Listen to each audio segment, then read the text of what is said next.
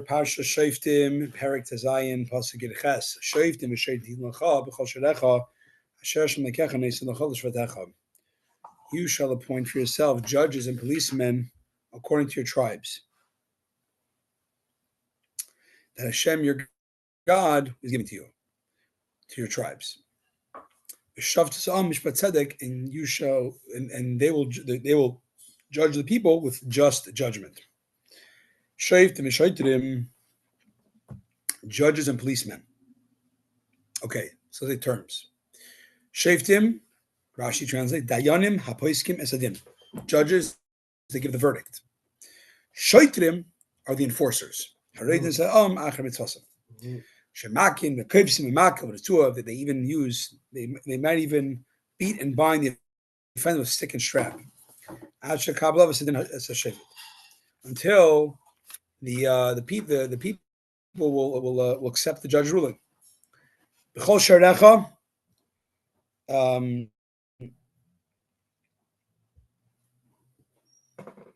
So we have sharecha. We have by Shema. Remember. There, though, it doesn't mean cities, it means doorways and gates. Here it means cities. A lot of times, sharecha means cities. In this case, it means cities, Rashi is saying. Not gates and doorways. L'shvatecha, according to your tribes. So the way you read the verse is shoftim v'shoftim titin l'cha, parentheses, b'chol sharecha, whatever. And then l'shvatecha is right after that. So really it's judges you shall put in according to your tribes, because the way the judges worked was according to every tribe's district, in every city.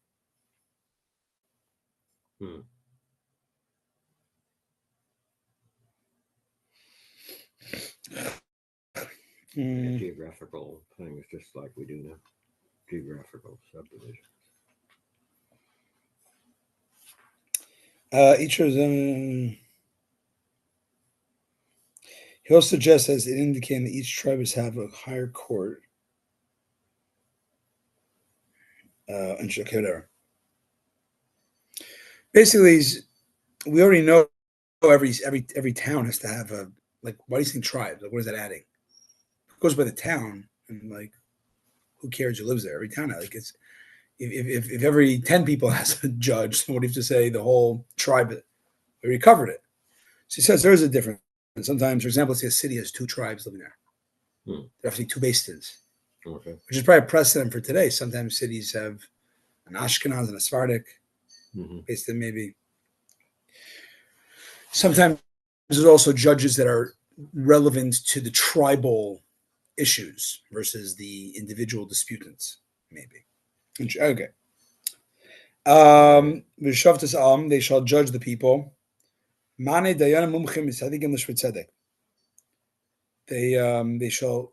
will judge the people righteously, which means appoint expert righteous judges to judge. Oh, interesting. So this actually is not a command to.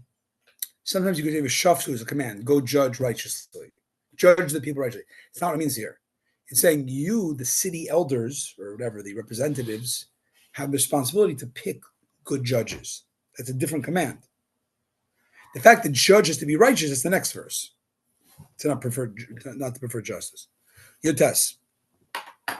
You must not prefer judgment nor show favoritism. Don't tilt justice. Don't show favor. Don't recognize a face, literally. I mean, don't be favorable to one. Don't take bribery.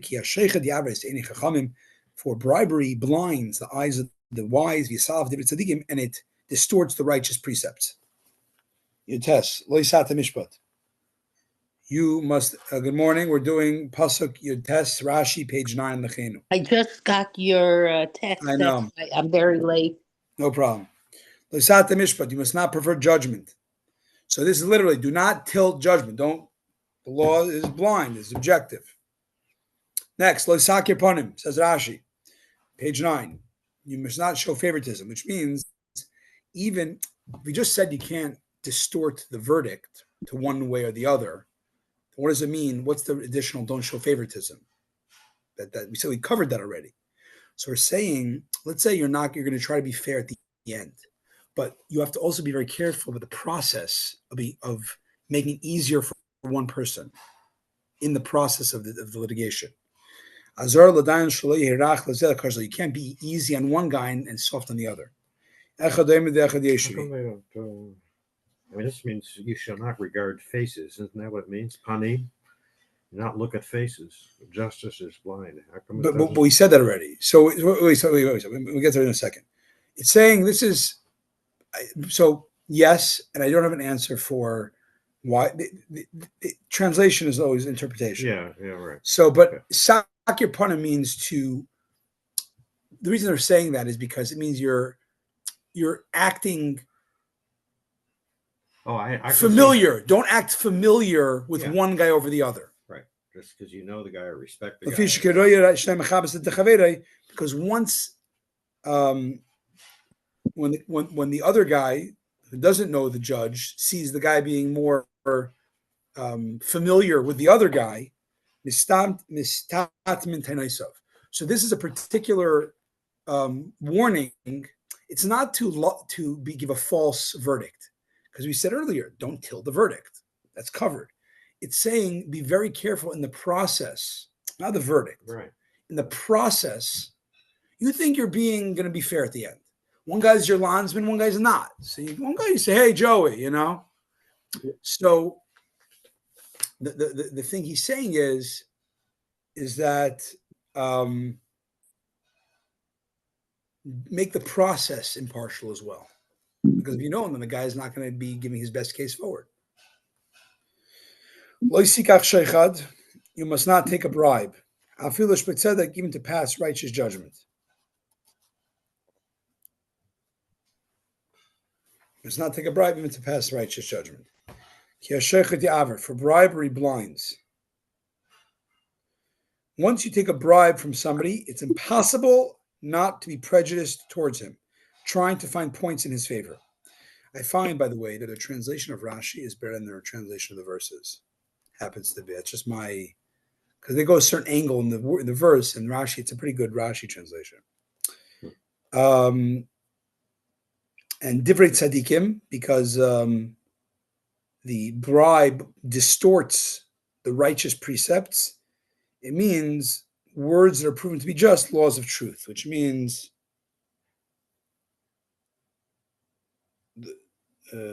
you're going to distort the words of Torah, which are just, but because you're prejudiced, you're going to make them. You're going to distort them and not get them out properly. Big tzaddikim happen too. Doesn't matter who it is. Chav tzedek tirdeif. Righteousness, double righteous, you shall pursue. Or you shall strive after supreme justice, they say. Again, that's all right. It's very padding. Laman tichya v'yarashas aretz, so that you will live and take possession of the land. Asher Hashem lekechem yisrael, Hashem God is giving to you. Tzedek righteousness shall you pursue. Famous line that they love to quote with Ruth Bader Ginsburg, right? It means here halach acher based in yafe. It's actually the way Rashi is interpreting it. Literally, is justice you shall pursue. So seemingly, that's going to the judges. Judges, you should be very into the justice. But he says the Gurari says it doesn't. That's Rashi's not going like that, because the better words that would have been bitzedek tishpot. You should understand bitzedek tishpot. With justice shall you judge. I mean, if you're just telling the judges to be very careful, to be fair, is a better word for it. The fact it says tzedek tirdof, it's actually not going to the judge now. Now we're going to the litigants to find a good beis din, because not every beis din is equal.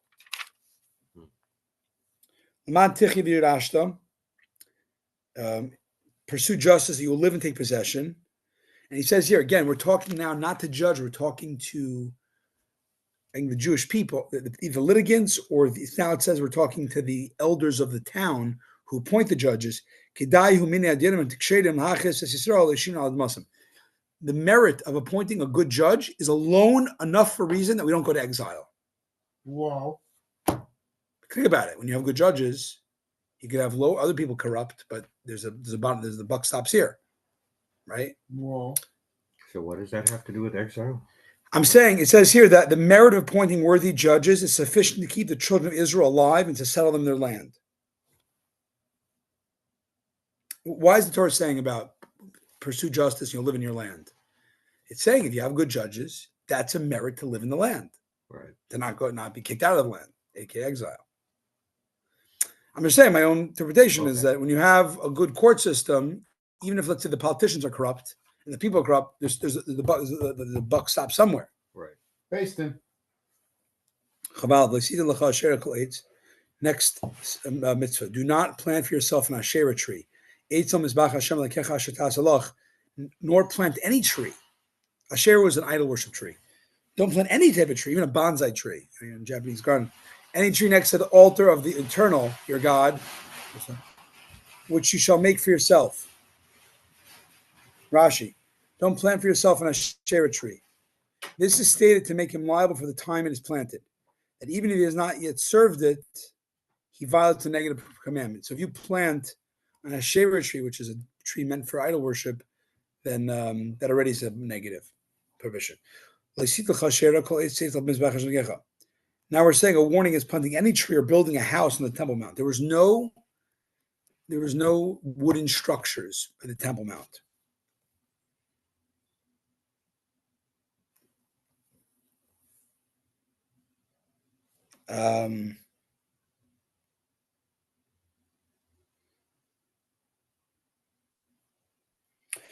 Rambam argues that building a house is only a rabbinic injunction, but the main thing is about trees, because trees are an idol worshiper thing. They had focal points for their service, so you can't have anything similar to idol worship, the pagans, so there's no trees allowed on the Temple Mount. Anyways, okay, moving on. Chav. So God hates a stone altar and an earth altar. Let's get there. Chav. Do not set yourself up a one-piece altar block.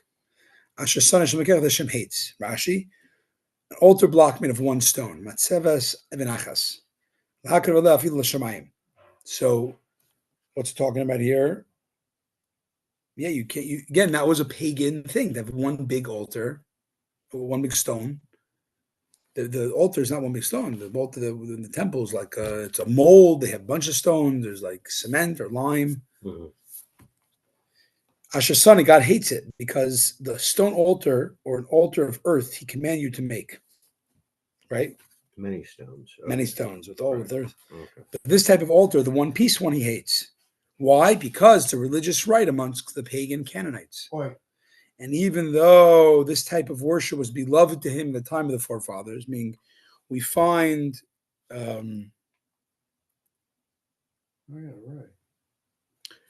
meaning we find that there was I guess the forefathers did it on one stone. That was okay. Yeah. Now God hates it, since the Canaanites made it a rite of idol worship. It quotes in the bottom. It says in the bottom, Mizrachi Gorarium. Says that, wait a second, pagans also use multi-stone altars. Zaku use a multi-stone altar. So they say perhaps one stone was a universal pagan altar. That was like Home Depot, pagan altar was one stone. There was also a few people did a multi-stone, but if you're going to forbid every possible thing, there's no sacrifices. So we forbade the universal pagan form, the one stone altar, and you only use the multi-stone.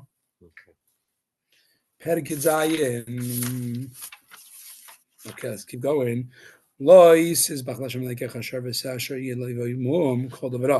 You must not sacrifice an ox or sheep before Hashem your God that has on it a blemish or any bad thing. For it is an abomination for Hashem your God.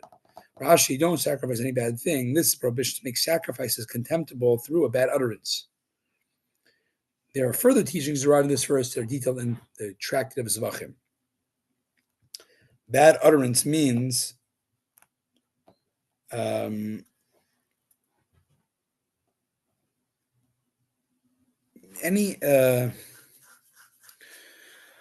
basically, if you say I'm bringing this animal, but I'm going to have it in the wrong time or place, you disqualify. Kosher animal, no blemish, Kohen doing it, holy temple, bad intention, ruins it.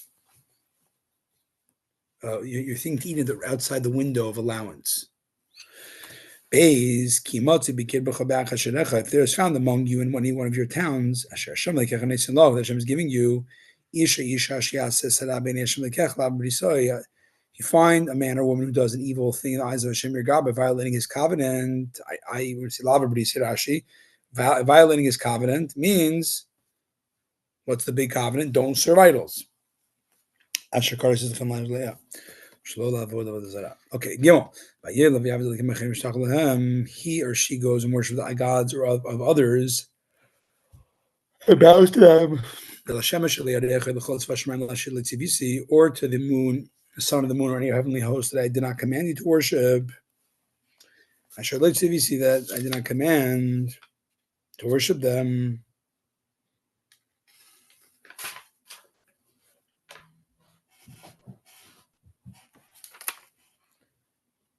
Trying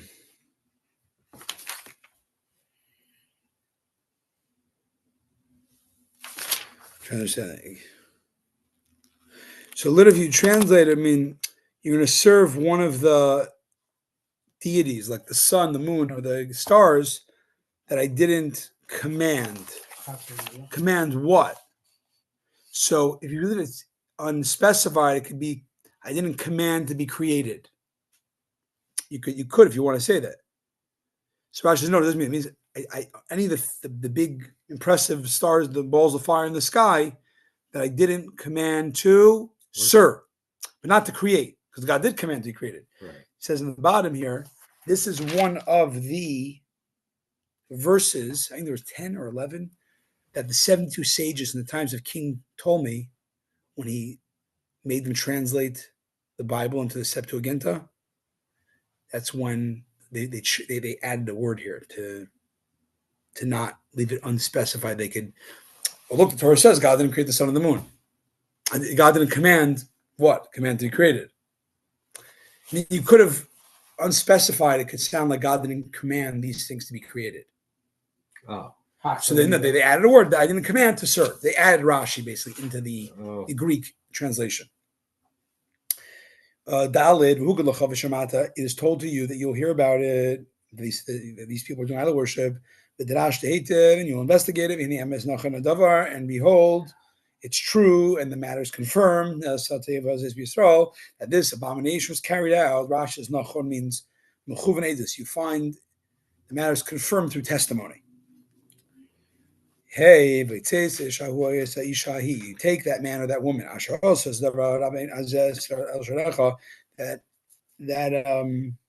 You take that man or that woman that who did this evil thing to the gates of your town. Uskaltem ba'avonim.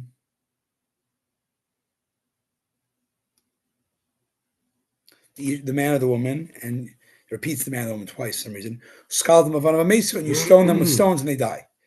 Rashi v'tzeses ishahu el sharecha. Onkelos translates el sharecha. Remember what did you say sharecha meant before? Gates. Gates. What was gates? That's simple. What's it referring to? Cities. Towns. Here it translates it to the gates of your Beis Din, not the gates. So he says he's wrong. He says I disagree with Onkelos saying the gates of the Beis Din. If we've learned the Kesubas, the gate means where he served idols. But how do you know? Maybe it means the gate of where he was judged. Maybe it does mean the courthouse. So he says you learn that from a gezerah shava, from a comparison of word comparison. It says here sharecha and says later sharecha, just like sharecha above in verse 2 was where he served the idols. So to here, the stoning is where he served the idol. The stoning is where he served the idols, and therefore the correct translation would be lekirvach, to the gate of your town where he served the idols. I'm still a little bit confused. Past the because I'm not sure where are you stoning him? Where's the stoning? Where's the bottom line? The competing translation. How much for you?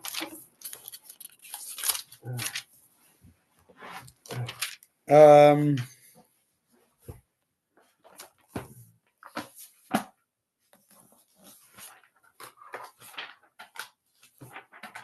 1161.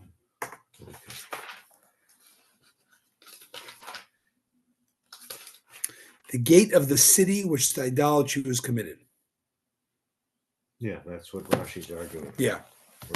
Which, because he knew the gate of his house, the gate of his courtyard. Right. It means the gate of the city of said. Well, the competing definition was the gate of the base state. Right, and that's not what he's saying. Okay. Continuing in verse 12. On the verbal evidence of 2 or 3 witnesses, the condemned person must be put to death. He must not be put to death on the verbal evidence of 1 witness. Above. 2 or 3 witnesses. If testimony is established with just 2 witnesses, why does the verse need to specify 3?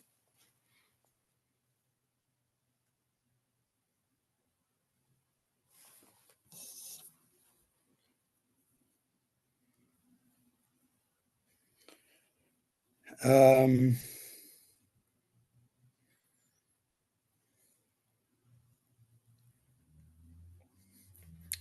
testimony is established with 2 witnesses, why does the verse need to specify 3? It is to compare 3 to 2. Oh, so is it?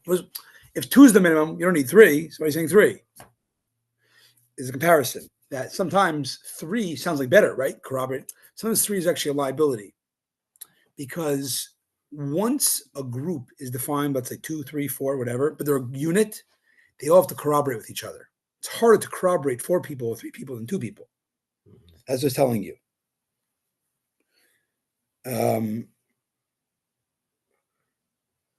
So where does it play out in particular? It says here by the law of Eidim Zayimim, of scheming witnesses, right? The way we're going to talk, I think it's Parsha.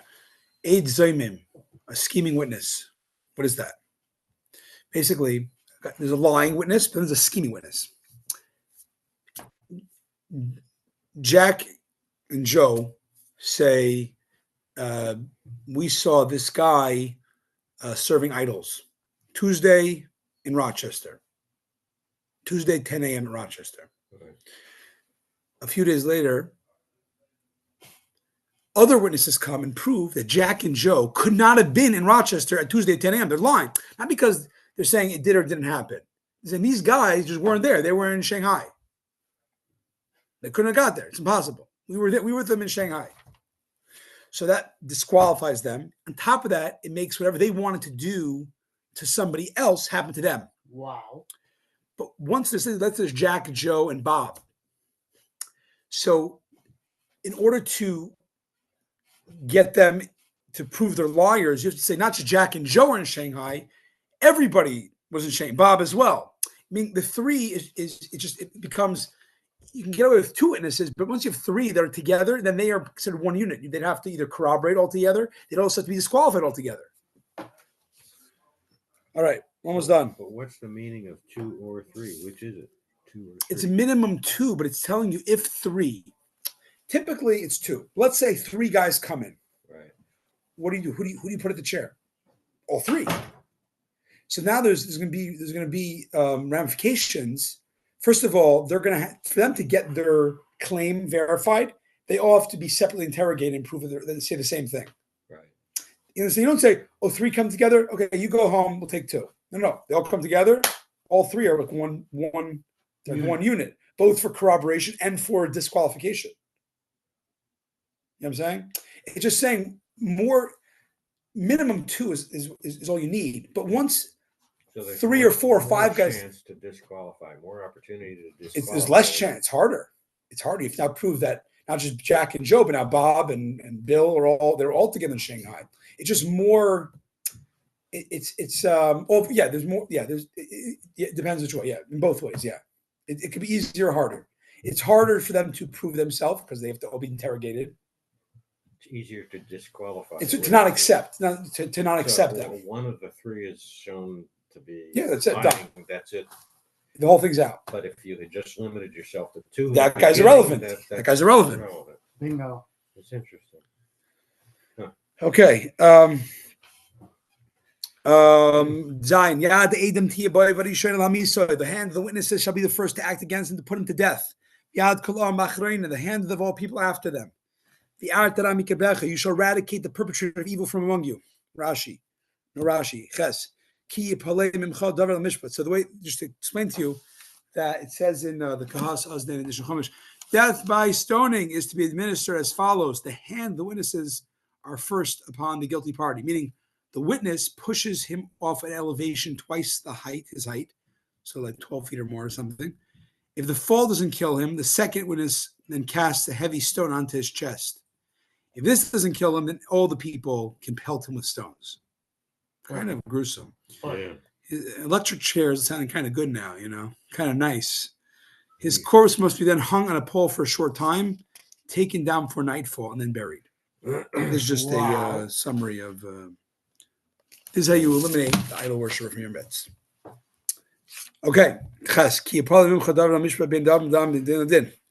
The matter of law is too abstruse. What does it mean? Word of the day. Complicated.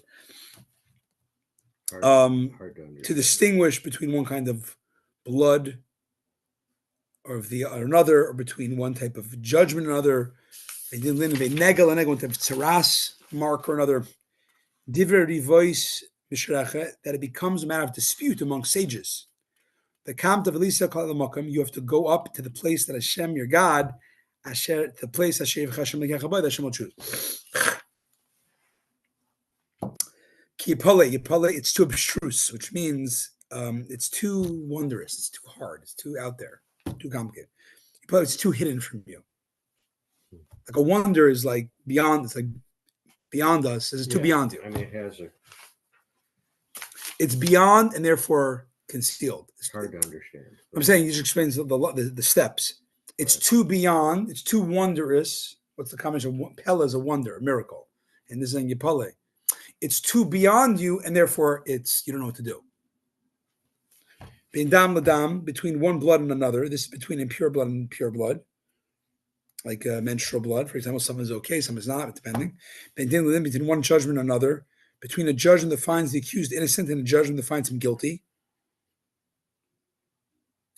Between one kind of tsaras mark and the other. Between an impure tsaras mark and a pure tsaras mark. Divrei divois, a matter of dispute. The sages of the city argue about this matter. One declares it impure, and another declares it pure. One finds the accused innocent, and another finds him guilty. Mm-hmm. So you're having arguments, right? Talmudic argument. Right. The count of Lisa. What do? You then have to rise up and go. This teaches us that the Beis Hamikdash was the highest of all places. Almost. It was amongst the highest. There. What? It wasn't the highest. Well, there's the place was called Ein Eitam was a little bit higher.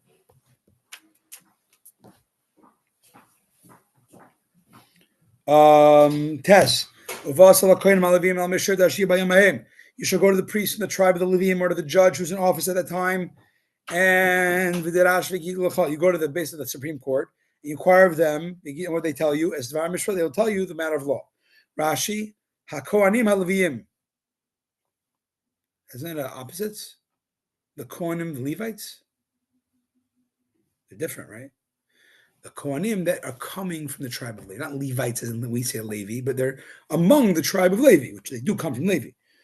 Because again, a big part of the Kohanim, a big function of Kohanim was also rabbinic. They were scholars. To the judge who's in office at the time. Now it says even if you got a court, you're like, oh, who are you to tell me be a supreme? You're a Supreme Court justice. You're not Louis Brandeis. I'm going to listen to you. Goes by the time.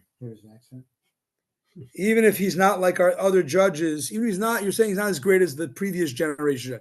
You go by who's in front of you. That's what God is determining. This is the judging, the force. You have no legal authority other than the judge who's in the office at your time. It's reinforcing that. Don't say, oh, this kid is young punk. Okay.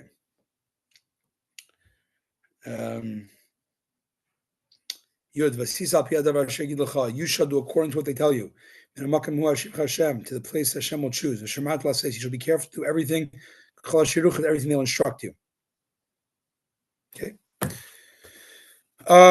Very important verse now. Look inside. Yud Aleph 11. Al pi haTorah asher ruchav al mishpat Hashem lecha taseh. According to the words of Torah, they instruct you, and according to the law, concerning the law, they tell you, you must do. Lo saser min hadavar asher yigidu lecha yamin usmo. Do not deviate from what they tell you. Literally to the right and to the left. Rashi will translate a little differently. It's saying whatever they say, that is the God's verdict. Yamin usmo, right or left. Even if they tell you what seems to be right is left, what seems to be left is right. Even if you don't understand, you're like, what? They just got it wrong. They said that's right, but it's really the other way, and vice versa. And certainly, if he tells you what is right, you know what's right in what he's saying, and you know what's left is left. And it's telling you don't deviate. What do you say, right or left? Far right, far left. It's telling you right and left. It's telling you even if you don't, if it seems that if you think they deliberated, they gave a verdict, and you think they got it backwards. But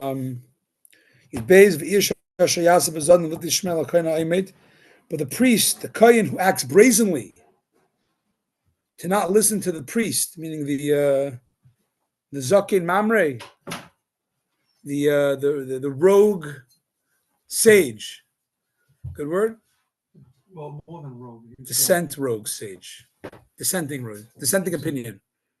Right, dissenting opinion, rogue sage. The rogue dissenting opinion. Right. And he acts brazenly not to listen to the priest who stands there to serve before Hashem your God. Or to the judge. That man shall die, and you shall thus eradicate the perpetrator of evil from Israel. Is that going on the Zakin Mamre? Yeah, the judge, yeah. This is the term, right? No, this is Zakin Mamre. So if there's a majority gives halacha, and then one guy says, I'm going to be different. I dissent. I disagree. Like in the Supreme Court, they have dissenting opinion. But you don't pass on. Just, this guy's, no, I'm going to pass in like my dissenting opinion, even though I'm not the majority. right. All the people shall hear and be afraid. They shall not act brazenly again.